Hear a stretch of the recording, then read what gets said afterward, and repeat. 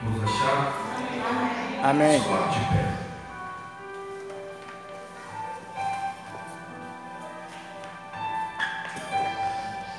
Que diz assim a minha tradução: por isso Deus deixou que os comandantes do exército assírio invadissem o país de Judá. Eles prenderam Manassés com ganchos, amarraram com correntes e o levaram como prisioneiro para a Babilônia até 2 anos. Senhor, estamos aí, Pai, mediante a Tua palavra.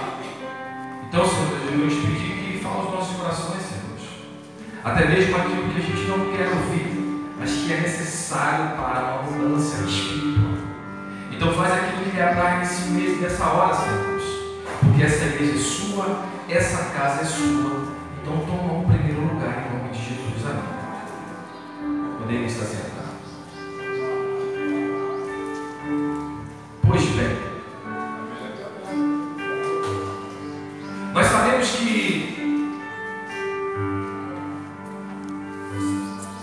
Davi, ele foi um homem segundo o coração de Deus.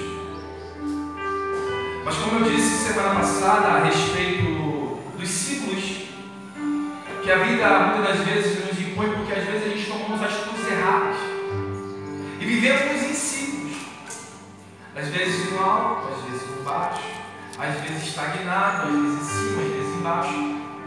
E assim que a Bíblia também nos mostra. Você vê que chama o reinado de Davi, a gente vai ver que Davi foi um homem que guerreou todas as guerras do Senhor. Davi foi um homem imponente quando se tratava de guerras.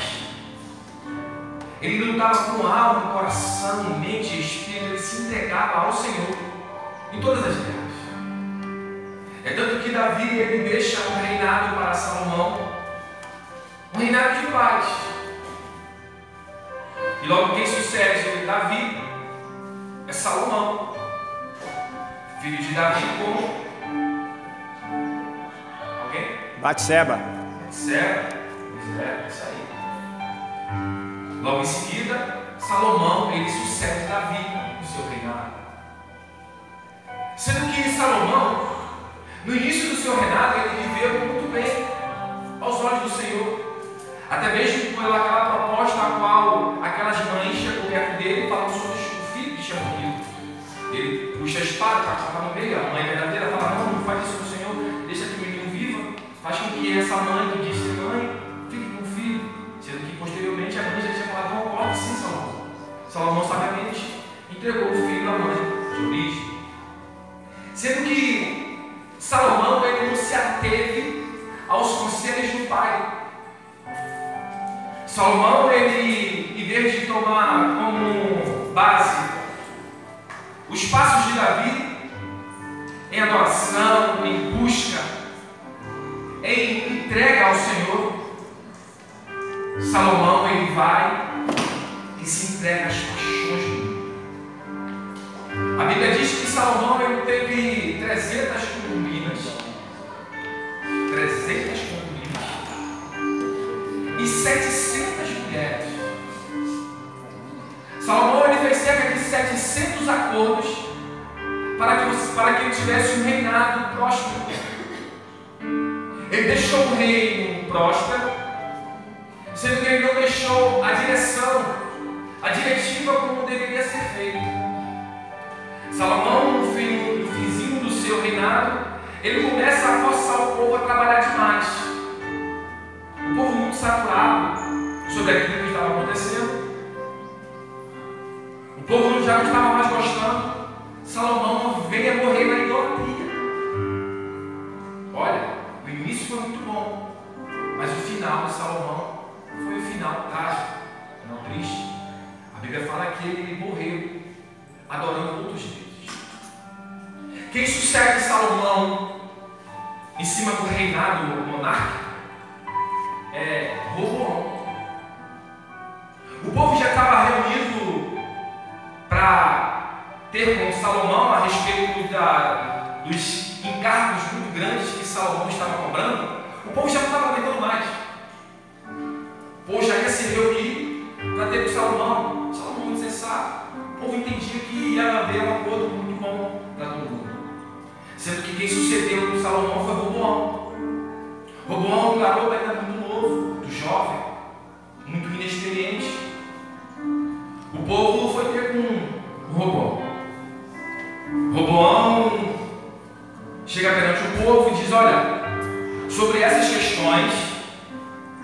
eu vou pedir conselho aos anciões para saber o que eles acham sobre isso que vocês estão pedindo, falando que os impostos estão muito caros, eles estão trabalhando demais. Pois bem, Roboão se retira, o povo vai ter com os anciões falam assim: não, sim, claro, Salomão, de fato, o povo está sendo muito castigado, dá um alívio. Mas só que Roboão, ele não teve os princípios de Davi e nem o princípio do reinado de Salomão. Ele pediu ajuda a outros amigos esses de infância, que declarou a Salomão: Salomão, o povo está reclamando demais, dobra toda a carga tributária. Assim que Roboão fez, e aí acontece uma ruptura no reinado de Israel, dividindo em duas partes: Judá, o reino do sul, se não me falha a memória, Judá e Benjamim, e as outras 10 tribos, o reino do norte. E aí o reinado de Davi, que foi com muito sangue, muita força, muito suor, muita labuta, ele conseguiu unificar todo o povo, os seus filhos, os seus netos, dividiu o reinado em reino do sul e reino do norte. O reino do norte foi dividido com aquela questão que a gente falou aqui ontem, sobre Acais, sobre Acabe. Acabe tomou posse desse reino, e o lado de cá de baixo, do sul, foi reinado o reino de Jerusalém, aí onde tem aquela divisão que Jesus falou com aquela mulher samaritana: Senhor, aonde devemos adorar? Em Samaria ou em Jerusalém? É daí que vem esses termos, porque o povo estava dividido, um estava adorando em Samaria e outros adorando em Jerusalém, porque essa ruptura que houve no reinado de Davi.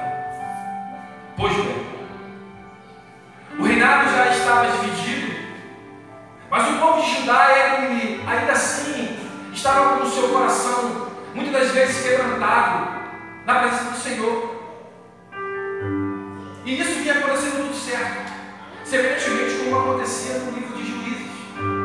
O povo estava vivendo em uma época boa, as pessoas que sucediam começaram a pecar, começaram a fazer as coisas erradas. O Senhor vinha, trazia a si os filisteus, tomava posse da cidade, fazia com que o povo voltasse à adoração de novo. O povo voltava à adoração, se arrependia, e acontecia anos após anos, reinos após reinos, o povo ia fazendo as mesmas coisas que no livro de Juízes. O povo se atinha a adorar o Senhor quando as coisas estavam muito mal. Por isso que nós hoje em dia temos um ditado que falamos que maré calma não faz bons marinheiros. Existe um outro ditado que diz que os árabes do passado, os cheios do passado, eles andavam de camelo num tempo ruim, sendo que ele deixou para os seus filhos boas condições.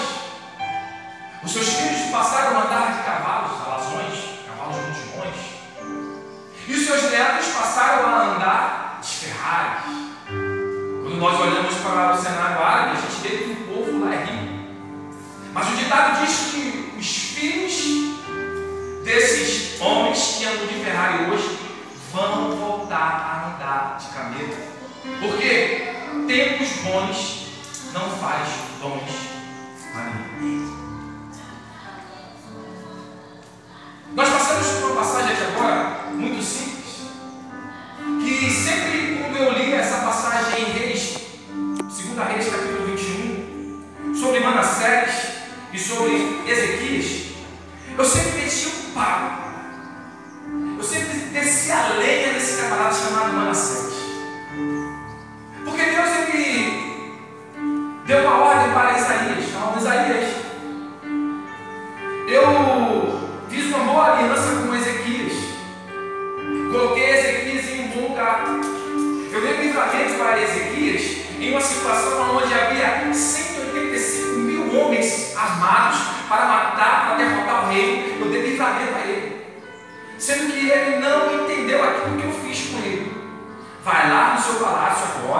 e diz que daquela cama onde ele está, ele não levantará.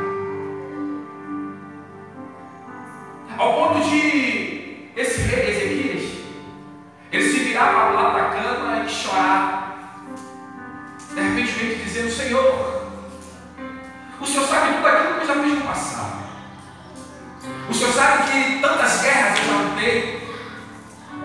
E de repente, romantizando o texto, ele de repente diz: Senhor, ainda não há um filho para que eu possa deixar de sucessão para levar o nome do seu filho Davi. Lembra a promessa que o Senhor fez a Davi? Eu sou filho de Davi. Eu não tenho um filho para levar o seu nome.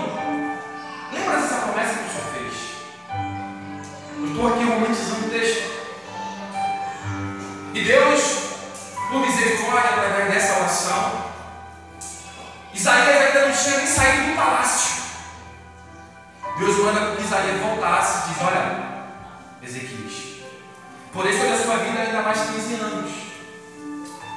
Mas 15 anos ainda te daria. Ao ponto de Ezequias, ele já era um filho chamado Manassés. E quando a gente permeia o texto lá de 2 Reis, capítulo 21, versículo 1 em diante, a gente vai ver que esse homem, irmã Verônica, esse camarada, foi um camarada terrível aos olhos da nação de Israel, aos olhos da nação de Jerusalém, ao ponto de historiadores dizer que esse homem foi o homem que conduziu a morte de Isaías, profeta de Deus, que profetizou sobre o seu pai. A Bíblia diz em Reis que Manassés era tão cruel, Manassés era tão ruim, que ele fez a cidade de Jerusalém jorrar sangue inocente. Tem um detalhe de diferença aqui, que Davi ele fez gerar sangue também, mas sangue de amorreus, saduceus, homem daqueles homens daqui passado. Mas Manassés, ele fez jorrar sangue do povo de Judá. Um homem de dura impiedade, um homem aos olhos humanos, segundo o escritor de Reis, um homem maligno. Segundo a Reis, diz que esse homem morreu de uma morte esquisita, do nada. E toda vez que eu passava por esse texto na minha vida inteira, eu chutava o pau, eu falava: Senhor, eu não creio nisso. Que o Senhor vai dar 15 anos a um homem, para que esse homem tenha um filho maligno, que reina sobre Israel 50 anos. Homens bons como Ezequias reinou 30 anos. Homens bons como outros reis, como Jotão, reinou há cerca de 25 anos. E um homem maligno, um homem mau, vai reinar sobre Israel durante 50 anos. Aos olhos humanos isso é inconcebível, Senhor. Me explica o que está acontecendo, porque eu não estou entendendo.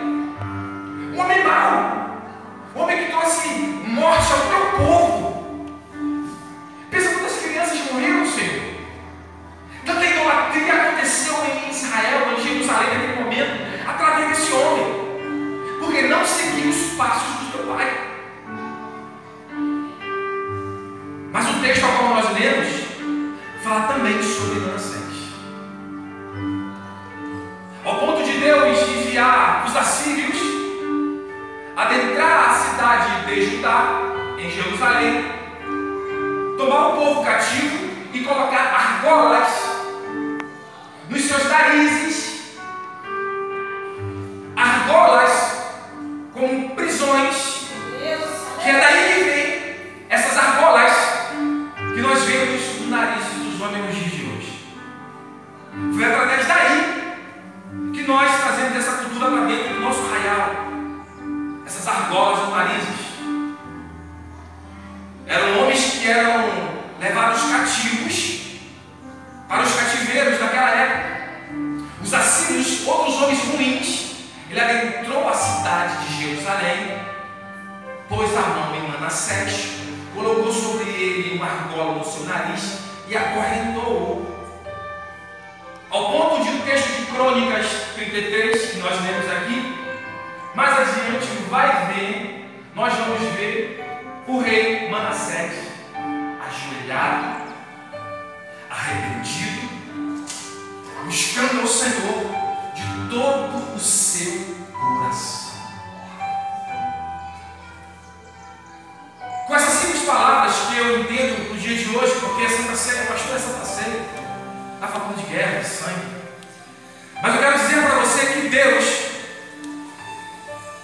Ele preparou essa situação hoje de Santa Ceia para mim e para a tua vida, para nos perdoar, por nós se colocarmos na posição de dizer: Senhor, tenha misericórdia de mim. Meu Deus, obrigada por essa palavra. Porque para e pensa, irmão Felipe, Manassés, um homem sanguinário. Eu acho que o inimigo de nossas almas nem chegava perto daquele cara, porque o cara era tão ruim que eu acho que até o bichão ruim tinha medo dele, porque o cara sozinho ele provocou massacre em massa em Jerusalém, ao ponto de a Bíblia dizer que as ruas de Jerusalém eram lavadas de sangue. Mas olha a capacidade desse Deus, olha a capacidade do nosso Deus em perdoar pecados que aos nossos olhos era impossível ser perdoados.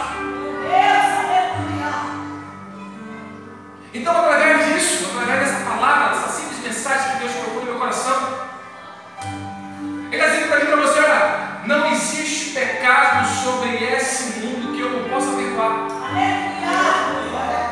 Não existe pecador arrependido que eu não possa agir misericórdia com ele. Ele está dizendo: olha, não interessa o início de todas as coisas, não interessa o meio de todas as coisas, o que eu estou interessado é no fim de todas elas.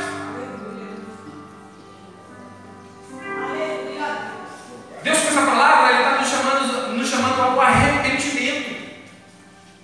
Ele está dizendo para mim e para você: olha, ainda há esperança.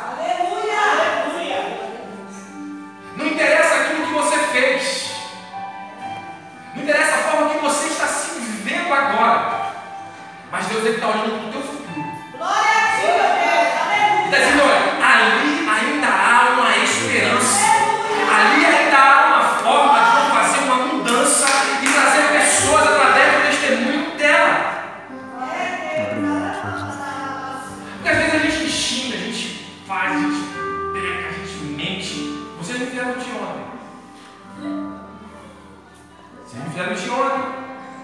Já pedi perdão a Deus, tá? Senhor, me perdoa pelo pecado do povo. O povo me fez pecar.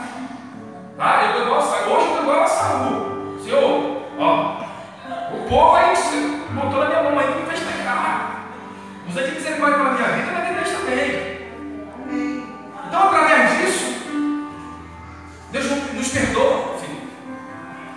A Bíblia diz em Salomão, Provérbios 28, diz que aquele que se arrepende e deixa, alcança misericórdia.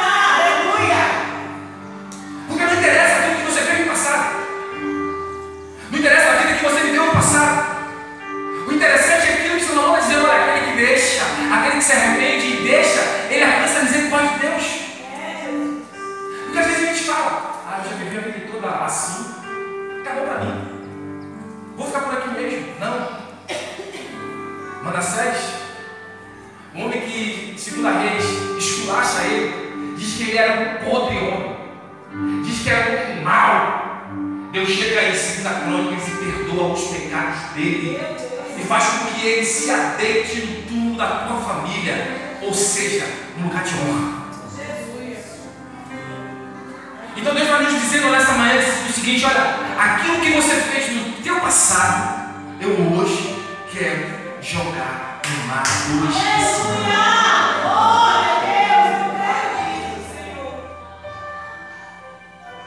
E Deus ele tem uma nova aliança para fazer conosco hoje. Através de uma palavra que não é uma palavra de Santa Ceia.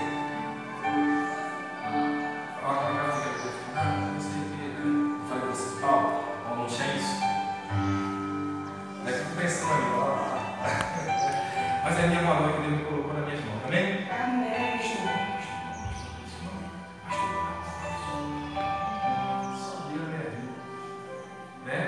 Mas é a minha escolha, a minha palavra que eu amo tanto. Deus colocou na minha vida. Amém? Amém. Glória a Deus.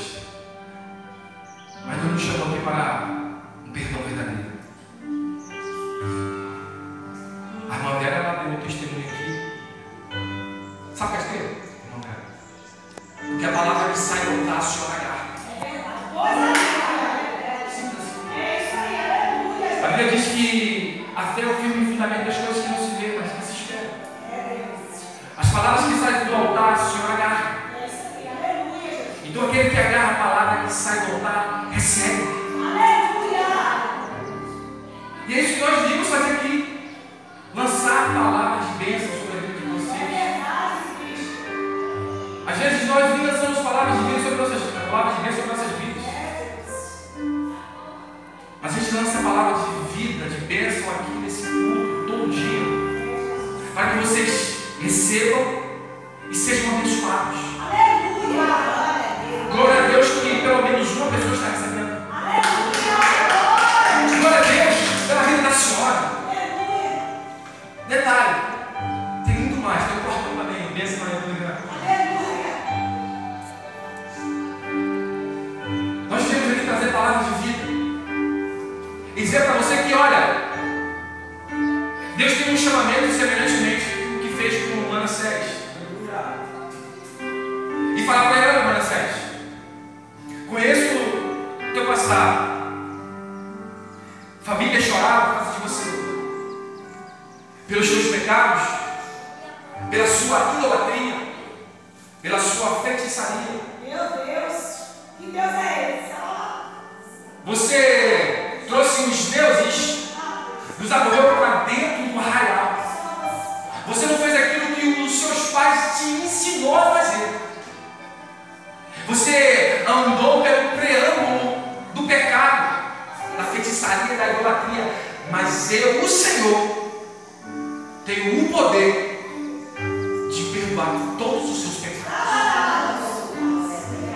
Basta que você somente se arrependa de coração. E eu farei de você uma nova criatura. Eu farei de você um homem ou uma mulher tão grande que aos olhos humanos as pessoas vão dizer que seria impossível disso acontecer. Porque conheceu o seu passado. Mas Deus hoje está querendo fazer um novo futuro para você. Alguém recebe essa palavra? Eu recebo, Senhor. Eu recebo essa palavra. Eu recebo. Porque anteriormente não foi com muitos homens, não foi diferentemente comigo. Foi necessário as coisas acontecerem de ruim na minha vida para que eu tivesse o estado de dizer: é a hora de me render ao Senhor. Porque às vezes um homem de dura cerviz, ele fica esperando até o último momento, até o fiozinho da navalha, para se arrepender dos seus pecados. E às vezes não dá tempo, porque Salomão não deu. Como é que pode, né? Salomão não deu. A Bíblia diz que ele morreu em idolatria. E Paulo padeceu. Não é eu padeceu, não. Eu não estou julgando a morte de ninguém, não estou botando ninguém no inferno no céu, jamais. Não estou aqui para isso. Mas Paulo está dizendo, olha, que os feiticeiros, os idólatras, não herdarão o reino do céu. A Bíblia não mente, ela é verdadeira. E ela é enfática em dizer que Salomão morreu em idolatria. Começou o seu reinado muito bem. O Senhor falando com ele tete a tete. Em vez de pedir dinheiro, em vez de pedir bens, Em vez de pedir terras, a única coisa que ele pediu foi sabedoria a Deus para guiar o povo. Olha que início maravilhoso. Olha que início muito bacana. Mas o fim da vida de Salomão foi adorando outros deuses. Manassés, ele inicia o seu reinado muito jovem. A Bíblia diz que ele inicia o seu reinado com cerca de 8 anos de idade. 8 anos de idade, o que é uma criança de 8 anos de idade? Que discernimento espiritual essa criança tem? Tudo que falarem ao ouvido dele, ele vai achar que é certeza, que é certo. Quando a gente começa a olhar o contexto histórico de Manassés, a gente vai ver que o menino ele reinou sobre o povo de Deus. Ele iniciou o seu reinado através de muitas conversações nos seus ouvidos. Não estou aqui querendo romantizar o texto, longe de mim. Romantizar a situação de Manassés, aquilo que ele fez de errado. Não. Eu estou dizendo que uma criança não tem discernimento suficiente para reinar o povo. Por isso que ele não teve força suficiente para combater os maus. Quando a gente olha outras situações na Bíblia, no reino de Israel, a gente vai ver que outras crianças também reinaram. E as suas mães tomaram conta do reino e fizeram coisas erradas aos olhos do Senhor. Esse homem, ele passou pelo período do processo, mas chegou no propósito de vida. É morrer adorando ao Senhor. Aqui temos muitos anciões. Anciões que servem, outros anciões que não servem. Mas que nessa manhã o Senhor está nos dizendo que ainda há esperança. Ainda há esperança. E Ele tem um lugar reservado para mim e para você. Porque o próprio Jesus ele falou: olha, eu vou preparar-vos lugar, para que onde eu esteja, estejais vós também. Ele disse: olha, para onde eu vou, o irmão Samuel não vai. Para onde eu vou, a irmã Simone vai. Mas para onde eu vou, a irmã Maria não vai. Não. Ele generalizou, dizendo para: olha, eu vou preparar lugar, porque aonde eu estiver, estejais vós também. Amém. Então, esse lugar é para todos aqueles que reconheceram Jesus como seu único, suficiente, exclusivo e eterno Salvador. Amém? Eu quero finalizar essa pregação dizendo para você que ainda há esperança. Não trilhe o caminho que os seus pais trilharam ou desejaram para vocês. Quem está aqui, meu pai? Manda a mão. Não sei se é verdade. Mas a família do meu pai, a maioria dela, que me tange a saber, era envolvida com espiritismo, correto? Meu pai. E a família da minha mãe, pelo que me tange a saber, era envolvida com o catolicismo.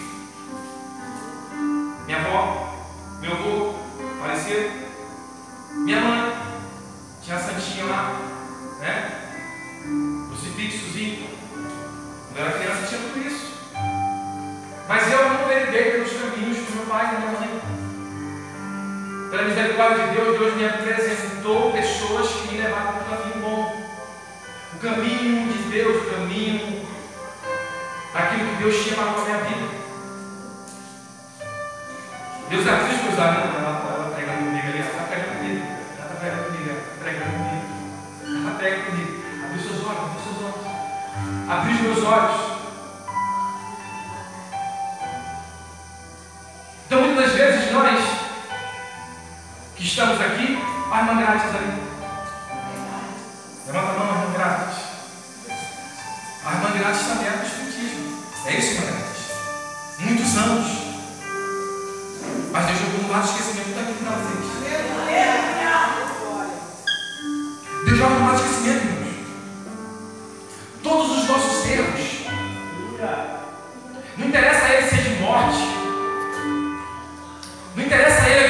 fez, Deus joga no mar do esquecimento. E Ele está disposto nessa manhã a fazer isso comigo e contigo. Você ainda que não aceitou Jesus como seu único, suficiente, exclusivo e eterno Salvador, ainda há tempo para você. Vamos colocar de